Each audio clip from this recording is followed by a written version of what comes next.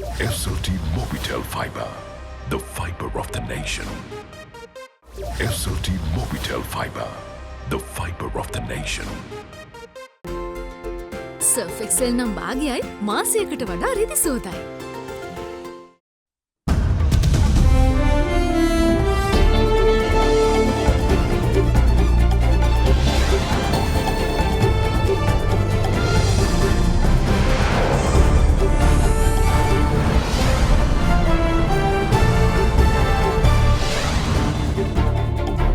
Tonight, good signs. Tourism operators express optimism ahead of plans to reopen Sri Lanka for tourists, but want more relief. Unfortunately, we are not fully ready as yet. We are waiting for a positive response from the Treasury for a working capital financing to prepare hotels for the opening for tourists. Not so fast. The quarantine curfew comes to an end tomorrow, but with some restrictions in place. Lifting restriction does not mean everything will be normal and we can move freely around the country. We have to take the responsibility into our hand. Take what you're given. Experts address issues of vaccination hesitancy among 20 to 30-year-olds. The immunization or the vaccination process and the immunity that is produced by is a targeted immunity. It will not attack cells such as sperm cells or worm cells, so on and so forth. Positive developments. India's Adani Group signs West Container Terminal deal worth in excess of $700 million. All this and much more coming up on this Thursday, the 30th of September 2021. Lever Ayush. Kahasabang Sandak Wage Babalana Pivituru Samakata. From AdaDerana, this is AdaDerana First at 9. Live from Studio 24 in Colombo. Good evening and welcome to First at 9. I'm Shanella Fernando in your top stories for tonight. The quarantine curfew, which lasted for more than a month in Sri Lanka, will be lifted tomorrow at 4 a.m. The Health Ministry is issued a set of guidelines today, which includes restrictions, limitations as well as approvals on certain operations during the month of October. Though the curfew will be lifted tomorrow, the health experts still urge the public not to abuse the situation by neglecting safety protocols, as they say the country is not out of the hot water just yet. For the past 1 month and 11 days, the public have lived under restrictions due to the imposition of a quarantine curfew on the 20th of August. However, as of tomorrow, the public are set to be allowed some freedoms, with the curfew set to be lifted at 4 a.m. However, interprovincial travel restrictions will continue despite this until further notice. Although the COVID situation in the country is now largely under control, cases are still being reported close to 1,000 each day. Hence, this is the reason for continued limits on travel. Lifting the restriction does not in any way mean that everything will be normal and we can move freely around the country just like we used to be before this pandemic. We have to take the responsibility into our hand even after the opening of the country, and every citizen in this country need to adhere to the health guidelines to the best of their ability so that the risk of spreading the disease will be minimized. We all should determine not to travel outside the home unless it is essential for your own job or any business or any other essential item. Meanwhile, the Ministry of Health today issued fresh guidelines on way activities will be allowed to function in the month of October. As per the media communique, people will be permitted to leave their residence for employment and for essential needs only. In contrast, some activities will continue to be restricted during the month. These include parties and private gatherings held both indoors and outdoors. Collective activities or gatherings at religious places are also restricted, while exhibitions and conventions will not be allowed.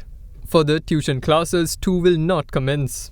As for permitted activities, schools with student capacities of below 200 are set to reopen. What's more, daycare centers can reopen while preschools can operate at 50% capacities. Meanwhile, higher education centers including universities too will be allowed to operate with limited student numbers. The financial institutions including banks can remain open with minimum staff while allowing 5 customers at a time. Meanwhile, from tomorrow until the 15th of October, restaurants will not be allowed to open for in-house dining. Further, shops, groceries, pharmacies and supermarkets will be allowed to cater to only 10% of their customer capacity. As for weddings, only registration ceremonies will be allowed with a maximum participation of 10 guests until the 15th of next month. Funerals will continue to be conducted within 24 hours of the release of the remains and with only 10 members present. Meanwhile, gyms will be allowed to resume, however with only 5 customers allowed at a time as long as social distancing guidelines are followed. Further sports activities will not be allowed until the 15th of October.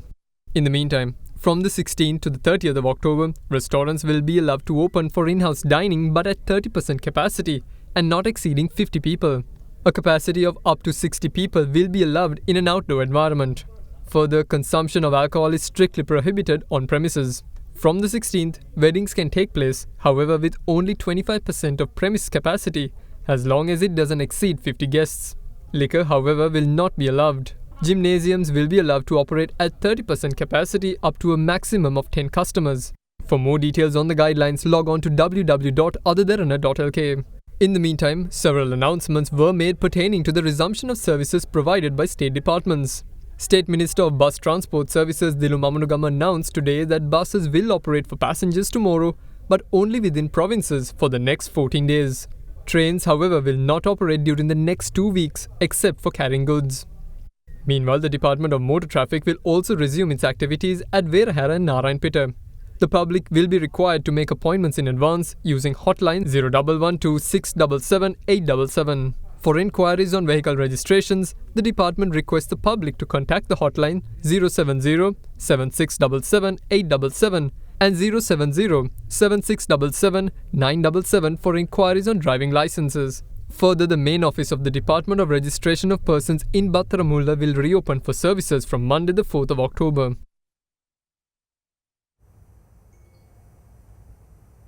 The country's vaccine program targeting 20 to 29-year-olds has not been up to expectations due to misconceptions relating to alleged side effects of a sexual nature that have been floating around, alluded to by unverified social media material. However, as First at 9 sought clarification on the matter, Professor at the University of Colombo Manju Veerasinghe says that aversion to vaccines is not a new phenomenon and must be expected in today's context. Further, Professor of Medical Health at the University of Colombo Indika Karunatilaka refuted claims that vaccines affect reproductive cells, adding that its immune response only targets specific antibody responses and has nothing to do with the reproductive system. In under 8 months, Sri Lankan health authorities have ensured that a vast majority of Sri Lanka's over 30 population have received at least one vaccine dose. According to data released by the Epidemiology Unit, 14,502,913 people have been inoculated with one dose. Of this figure, 11,730,305 have been completely vaccinated. As such, people between the ages of 20 to 29 became the next target group in the vaccine program. Simultaneously, health officials also commenced the inoculation of children with comorbidities over the age of 12. However, even though a positive turnout was initially witnessed when the program commenced, that isn't the case now. The Ministry of Health says that a certain vaccine-aversive attitude has become visible among the young adult population, prompted by vaccine misinformation in circulation on social media. Many young adults between 20 to 29 believe that the vaccine leads to impotency and subfertility.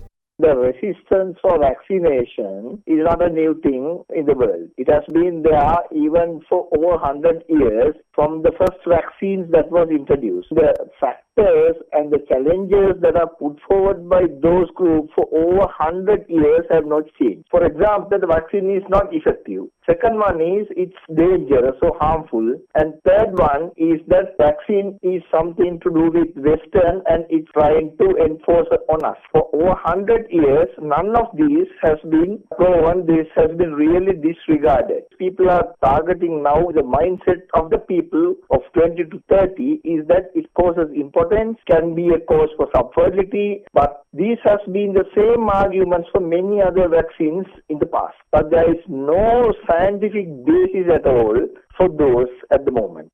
Meanwhile, another issue that is contributing to low numbers is some youth being selective of their vaccine preferences. Once again, misinformation and fake news circulating on social media on the efficacy of vaccines have prompted young adults to look for the Pfizer vaccine in particular. We have 5 vaccines registered in this country. All are certified across the globe. And there is no truth stating that one vaccine is better than that of another. There can be very small changes, but all vaccines are competent for other reasons. People point that for certain countries you can't go abroad unless you can get a declarative Pfizer vaccine. That is not true. Then for any country you can travel with any vaccines. That is totally false. There can be certain restrictions when you go there, but nobody has mandatory asked that this vaccine has to be taken. This is not true because across the globe those WHO certified vaccines are taken as vaccinated. However, Professor in Medical Education at the University of Colombo, Indika Karunatilaka, explained how the vaccines function once they have been administered. The vaccine trains the immune system of our body to identify the virus when it enters and fight against it and destroy. How it happens is the structure of the coronavirus, the spiky proteins that are jutting out of the surface. It is this spiky protein that works as a target to identify the coronavirus if it enters the body. How these vaccines act may different from one to another. For example, if you take the Sinopharm, then the vaccine consists of inactivated or dead virus, and within the body it disintegrates into different particles, and these protein particles are identified by our immune system, and immune system learns how to act against it. Similarly, other vaccines, AstraZeneca or Moderna, what happens is genetic material that are responsible for producing these proteins are inserted into the body through the vaccine. And once these proteins are produced within our body, the immune system learns how to act against this. He then addressed the claims of impotency and subfertility as side effects of vaccinations, saying that this does not fulfill any criteria required for such sexual related issues. The immune mechanism is entirely different from the mechanism that is related to the human sexual response or the human sexual function. For example, the human sexual function or how the reproductive system works is generally based on the psychological as well as endocrine. It's mainly hormonal. So the mechanisms are entirely different. And the immunization or the vaccination process and the immunity that is produced by is a targeted immunity. It will not attack cells such as sperm cells or ovum cells, so on and so forth. So therefore, there is research evidence to say that COVID-19 infection can in fact lead to sexual dysfunction and even subfertility. Therefore, based on the science, what we can say is the most sensible thing is to take the vaccine. In the meantime, Sri Lanka received 408,650 doses of the Pfizer vaccine today via the COVAX facility. State Minister of Production, Supply and Regulation of Pharmaceuticals, Professor Channa Jayasumana, said that another consignment of 400,000 Pfizer vaccines are expected tomorrow as well. The new Gazette revoking the earlier Gazette notification published on the 2nd of September that set maximum prices of rice was issued by the Consumer Affairs Authority yesterday. Further, the Controller General of Imports and Exports to announce that the sugar importers will be allowed to import white sugar with effect from today. On Monday, the 27th of September, the government decided to cancel the Gazette outlining the maximum retail prices imposed on rice issued on the 2nd of September. Following the announcement, the large-scale rice mill owners announced their new retail prices for a kilogram of each rice variety. Accordingly, the retail price of a kilogram of Nadu rice is now 115 rupees. The price of a kilogram of Samba rice is 140 rupees, while a kilogram of Kiri Samba is 165 rupees. Meanwhile, a Gazette notification revoking the Gazette published on the 2nd of September was published yesterday by the Consumer Affairs Authority. In the meantime, Controller General of Imports and Exports Damayanti S. Karunaratne announced today that white sugar will be allowed to import it from today. Importation of sugar was temporarily banned by the government in May due to the availability of sugar stocks in the country for the next 6 months. However, the ban on brown sugar will remain in place. The new Gazette notification pertaining to the importation of white sugar is expected to be released during the day.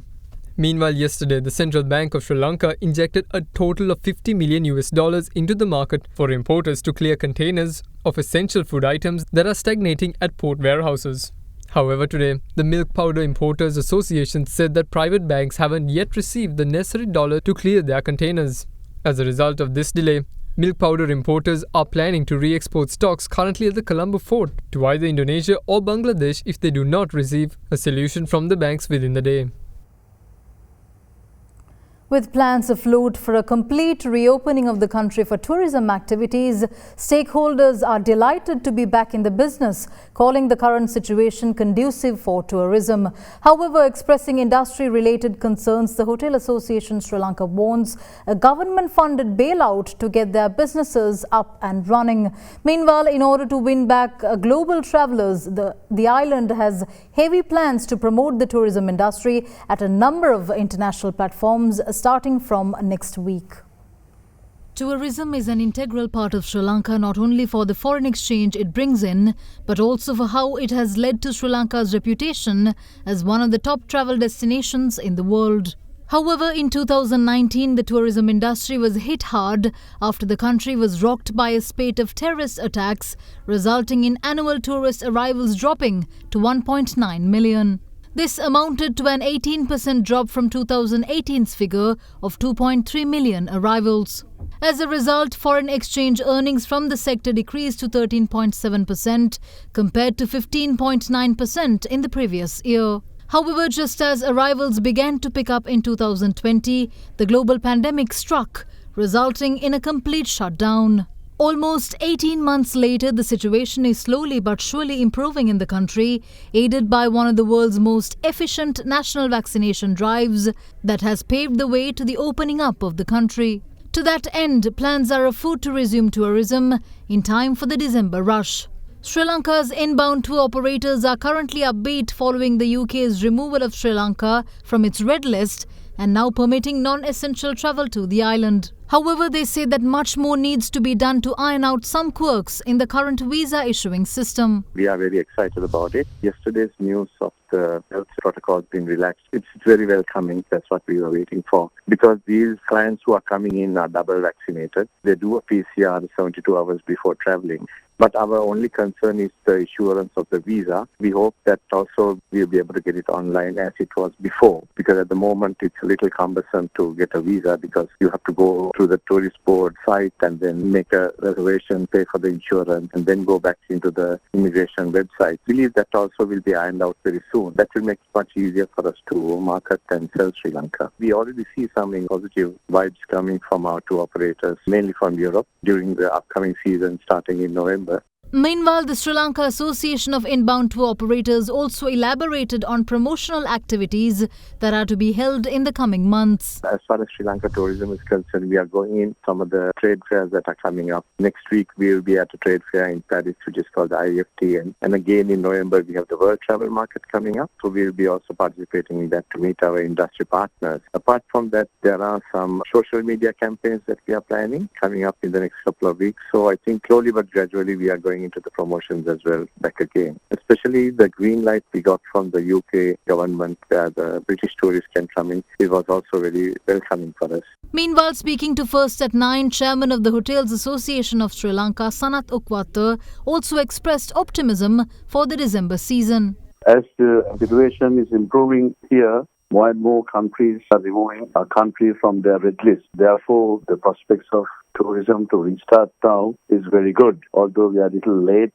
for the winter season, but we are expecting demand to increase from latter part of this year until the end of the winter season. All in all, things are looking brighter for tourism industry, and right now we are focusing on two things. One is to get our marketing activities in place to drive demand. Other one is these airlines have also resumed their operations. So we are hoping the demand to increase over the weeks and months. However, he says that hotels are not ready yet and are hopeful for a government-funded financing scheme to refurbish and prepare for the reopening. We are fully supportive of the government's concerns right now. As a country, we are in need to earn more foreign exchange, and tourism is one industry that can help the country quickly. We are quite looking forward to play a role in this. All what we wanted was the health situation to improve, not only here, worldwide, and travel to resume. And now we see that it's happening. So that is a great start. But as far as the hotels are concerned, unfortunately, we are not fully ready as yet, mainly because we have been completely or partially shut down over the past 2 years. So at the moment, we are waiting for a positive response from the Treasury for our association's initial request for a working capital financing to prepare our hotel for the opening for tourists. So we need to refurbish our rooms and make some minor improvements in our hotels. In the meantime, both Sligo and the Hotels Association say that they are not expecting a sudden boost in tourism, but add that they welcome this start. We don't expect to come back to the same 2018 levels straight away. It will take some time for us to pick up. But this is a good start. So I guess starting in November, December, we should have a fair amount of tourists coming in. On the good news is that also we have airlines like Air France, which is starting flights from Paris. Sri Lankan Airlines is flying back to Paris and Frankfurt. Then we also have Swiss Airline, which is coming in from Switzerland. There's a Polish charter coming in from Warsaw. So there are many new airlines, I think about 7 or 8 new airlines that have been lined up for this winter season. So that's very positive news for us as well. We are not expecting 100% occupancy from day one. We are expecting around 40 to 50% occupancy this winter season and confident of earning $500 million or even a little bit more during this financial year.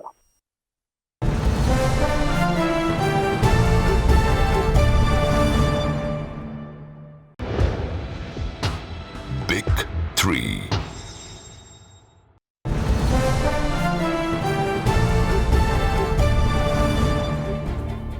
Welcome back in more news.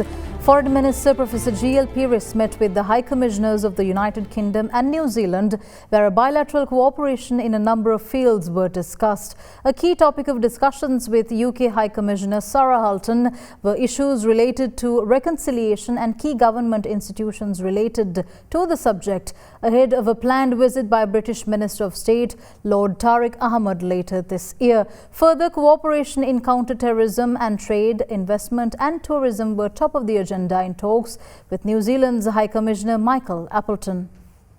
Foreign Minister Professor G.L. Peiris met with British High Commissioner Sarah Hulton for an open and wide-ranging discussion on several key issues relating to close bilateral ties between the two countries. Referring to his recent engagement with British Minister of State Lord Tariq Ahmad in New York recently, Professor Peiris stressed the importance of initiatives to engage the Sri Lankan diaspora in the UK and to generate a more realistic understanding of contemporary developments in Sri Lanka. This initiative, the Foreign Minister added, is expected to be further enhanced by a proposed visit by Lord Tariq Ahmad later this year. Several key areas, including initiatives to develop domestic reconciliation measures, included the work of the institutions dealing with national unity and reconciliation, missing persons, accountability and repatriations. Meanwhile, the Foreign Minister also met with the High Commission of New Zealand in Sri Lanka, Michael Appleton, during a courtesy call by the envoy yesterday. During the meeting, the Foreign Minister explained the ongoing electoral reform process in Sri Lanka that intends to expand the democratic representation in the Parliament and other legislative councils. Further underlining positives in New Zealand's current electoral system, Professor Peiris expressed Sri Lanka's willingness to extract elements from it which he believes are capable of adaptation in Sri Lanka. Collaboration in several other spheres included counter-terrorism, trade investment and tourism was also discussed. Indian Foreign Secretary Harshvardhan Shringla is scheduled to visit Colombo early next month, Indian media has reported. The visit has been scheduled following a meeting between India's External Affairs Minister S. Jaishankar and Sri Lanka's Foreign Minister Professor G.L. Peiris on the sidelines of the UNGA session in New York. Official sources in New Delhi and Colombo indicated that Shringla will likely inaugurate some key bilateral projects between the 2nd and 5th of October. Shringla is expected to take the issue of Tamil expectations for equality, justice, peace and dignity within a united Sri Lanka. Further, he is also expected to address claims by Tamil and Muslim minorities of continuing harassment by authorities, especially around memorialization of LTTE dead and threats to land owned by civilians.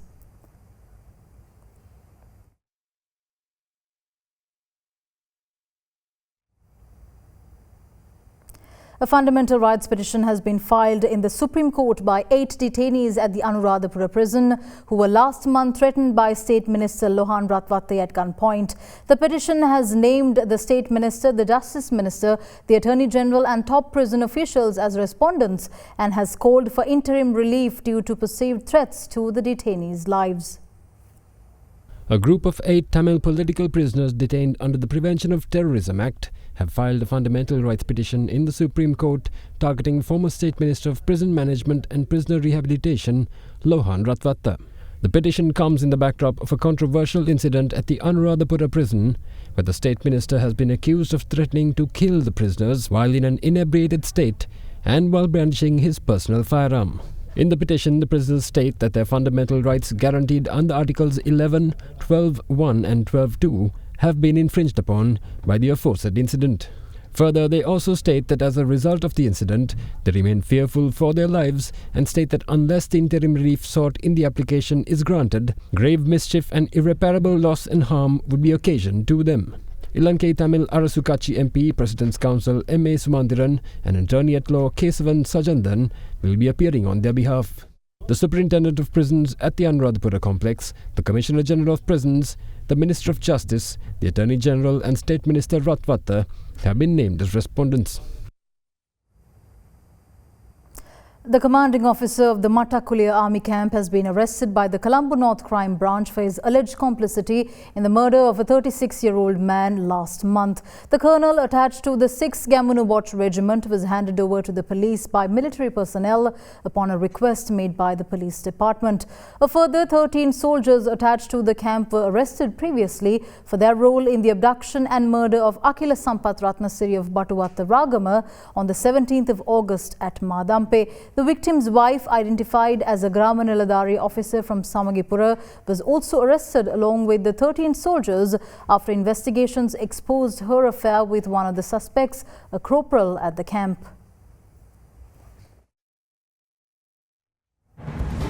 More news on the other side of this break. Stay tuned.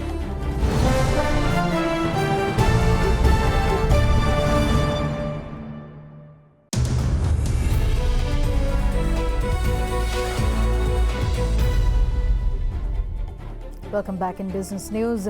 Sri Lanka today signed a development agreement for the Colombo Port's West Container Terminal with India's biggest private port operator, the Adani Group. In the partnership, local partners John Keel's Holdings and the Sri Lanka Ports Authority will own 34% and 15% respectively to jointly develop the terminal at a cost of over $700 million.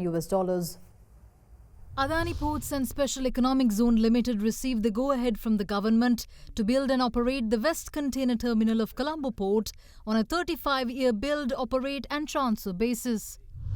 Accordingly, the agreement was signed today by the Adani Group with its local partner John Keel's Holdings and the Sri Lanka Ports Authority at a virtual event to jointly develop the West Container Terminal.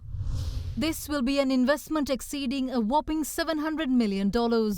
Earlier this year, the government faced heavy backlash after attempts were made to hand over the Colombo Port's East Container Terminal to the Adani Group for development. The matter quickly escalated with a whole campaign being launched against the selling of the East Container Terminal. However, faced with heavy opposition, the government decided to take a back seat but offered another proposal to the Adani Group to compensate for the ECT investment. The investment project then received the cabinet green light in March this year. The project will see a 51% stake of the joint venture being acquired by the Adani Group, with the balance 49% remaining with Sri Lanka, even though it was claimed otherwise previously. From the balance 49%, John Keel's Holdings will own a 34% stake, while the Sri Lanka Ports Authority will have 15% shares. With that, we wrap up tonight's edition of First at 9. Thank you for joining. Have a good night.